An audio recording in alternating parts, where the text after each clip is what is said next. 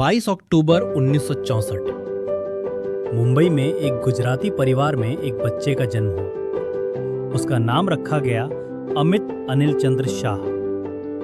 वे एक ऐसे व्यवसायी परिवार में पैदा हुए जो गुजरात में पीवीसी पाइप निर्माण के क्षेत्र में एक महत्वपूर्ण स्थान रखता था।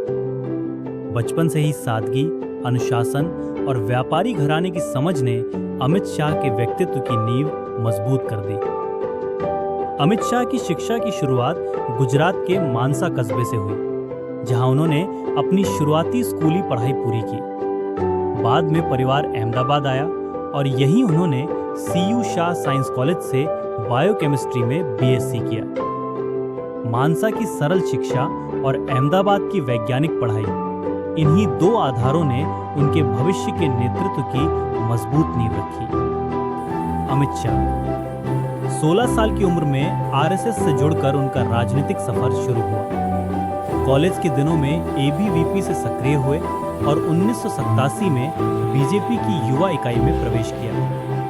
संगठन कार्य में उनकी रणनीति और अनुशासन ने उन्हें 1989 में अहमदाबाद बीजेपी का सचिव बनाया।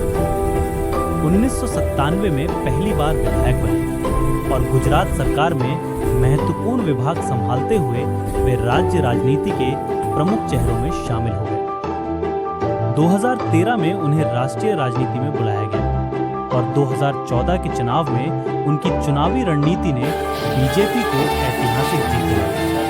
इसके बाद वे पार्टी के राष्ट्रीय अध्यक्ष बने। 2019 में अमित शाह लोकसभा पहुंचे और देश के गृह मंत्री बने। आज वे भारतीय राजनीति के सबसे प्रभावशाली रणनीतिकार, संगठनकर्ता और निर्णयकर्ता नेताओं में गिने जाते हैं। एक बूथ कार्यकर्ता से लेकर राष्ट्रीय नेतृत्व तक का उनका सफर भारतीय राजनीति का एक अद्भुत सिनेमैटिक परिवर्तन है।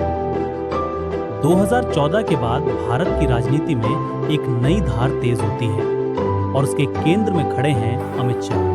We must address these critical issues with urgency and resolve. 5 अगस्त 2019 धारा 370 का हटना दशकों की कहानी एक पल में बदल जाती है।